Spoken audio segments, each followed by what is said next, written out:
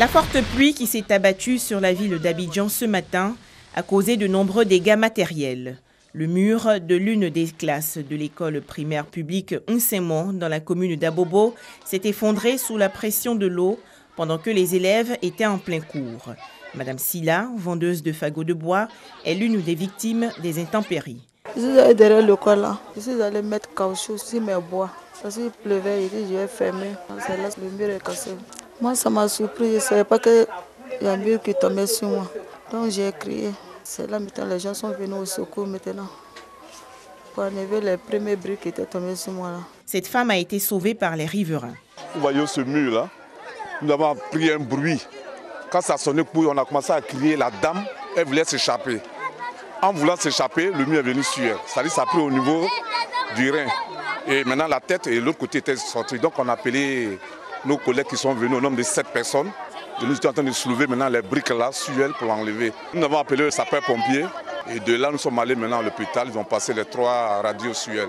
Bon, Dieu merci, il n'y a pas eu de cassure. Voitures emportées par l'eau, maisons inondées, toitures arrachées, c'est le triste décor que présente le quartier situé derrière le centre hospitalier universitaire de Yopougon. L'eau est venue parce que la clôture bloquait l'eau et l'eau ne gagnait pas de passage. Donc il y a eu pression.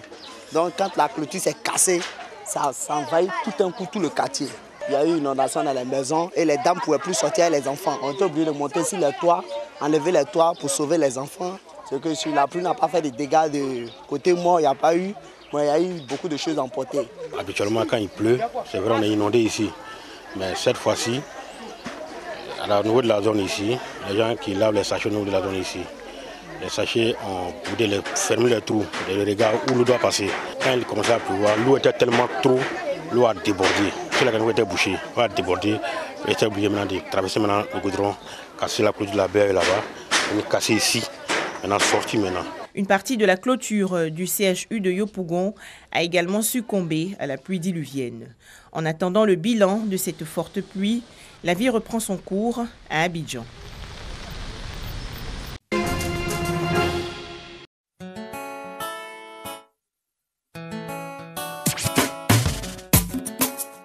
Le Festival de Cannes attire du monde sans être forcément en compétition.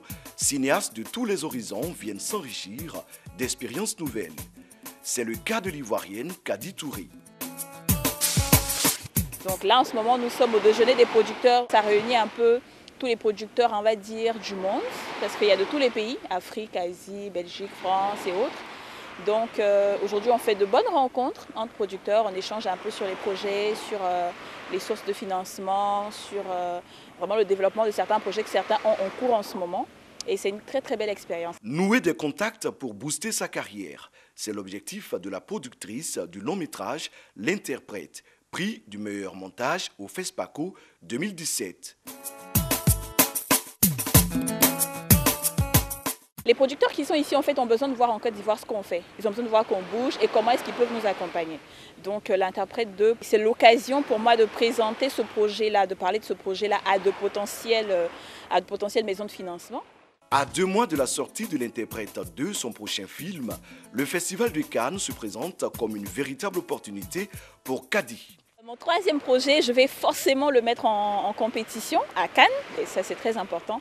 Et je suis sûre que si on a gagné quelque chose au FESPACO, on a participé à des festivals à Angoulême et autres, Cannes, attends, on peut le faire quoi.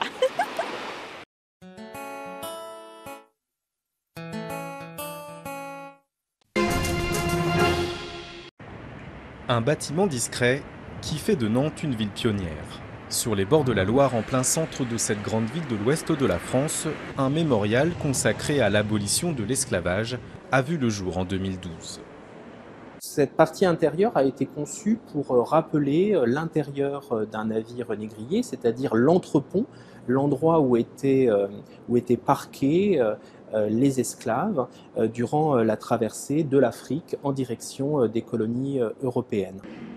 À partir du XVe siècle, plusieurs pays européens se lancent dans le commerce d'esclaves à grande échelle. En France, Nantes tient une place de choix et devient le premier port négrier du pays. Les Nantais, entre le milieu du XVIIe siècle et le milieu du XIXe siècle, ont expédié 1800 navires à destination des côtes de l'Afrique, avec pour objectif de charger dans les cales des captifs qui vont être ensuite échangés contre des marchandises coloniales dans les colonies européennes. Au total, plus d'un demi-million d'esclaves seront transportés par des armateurs nantais dans le cadre de ce commerce triangulaire.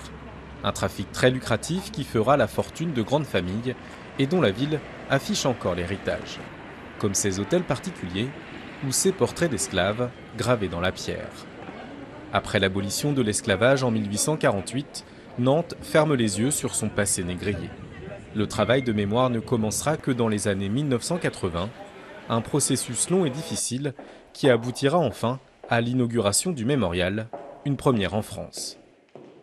Ça nécessite une vraie audace, un vrai choix politique aussi, et puis le fait d'être capable de mettre autour de la table des acteurs qui sont souvent très divers. Donc je crois pouvoir dire que cela n'a pas été un long fleuve tranquille, mais aujourd'hui les Nantais sont, je crois, rassemblés autour de ce projet. Mais pour certaines associations, ce mémorial n'est qu'un début. Elles estiment qu'il faut aller plus loin et mettre à profit ce passé pour combattre le racisme et les nouvelles formes d'injustice. L'esclavage deviendra la colonisation, la décolonisation et tout ce qui va derrière. Et aujourd'hui, on sent bien qu'encore aujourd'hui, et c'est le propos par exemple de notre association, ça n'a pas fait avancer de manière, je dirais, phénoménale les questions sur les discriminations. Officiellement aboli partout dans le monde, l'esclavage reste pourtant d'actualité. Selon plusieurs organisations internationales, 40 millions de personnes sont aujourd'hui victimes d'esclavage moderne sur la planète. Son nom complet est Robert Nesta Marley, plus connu sous le nom Bob Marley. Grâce à lui, le mouvement Rastafari et la musique jamaïcaine, dont le reggae, sont connus de la planète entière. Légende de son vivant, puis un mythe après sa mort, la star est née d'une mère noire jamaïcaine et d'un père blanc. À 19 ans, Bob Marley et son groupe The Wailers sont déjà des stars en Jamaïque. Le titre Smear Down est numéro 1 en 1964. Un succès de courte durée. Il voue un culte au Rastafari Mekonnen, couronné en 1930 roi d'Éthiopie sous le nom de Haïlé Sélassié. En 1967, il se convertit au rastafarisme, adopte les dreadlocks et aborde les couleurs vert, jaune et rouge du drapeau éthiopien. En 1976, la Jamaïque est minée par la guerre civile. Bob Marley propose un concert gratuit intitulé Smile Jamaica. 2 jours avant, il échappe pour la seconde fois à une fusillade déclenchée à son domicile. Blessé à la poitrine et au bras, il assure quand même le concert devant 80 000 personnes. Il part en exil à Londres pour 1 an et demi. Mai 1977, lors de la tournée de promotion de son album Exodus, Bob Marley se blesse à l'orteil lors d'un match de foot. Malgré les soins prodigués, la lésion ne guérit pas. Il porte des cellules cancéreuses, mais refuse l'amputation qui lui sauverait la vie. Bob Marley revient d'exil pour donner à Kingston le One Love Peace concert, le 22 avril 1978. Lors de ce concert, Marley joint les mains des 2 opposants politiques, Michael Manley et Edward Seagar. Malgré cela, les violences politiques reprennent.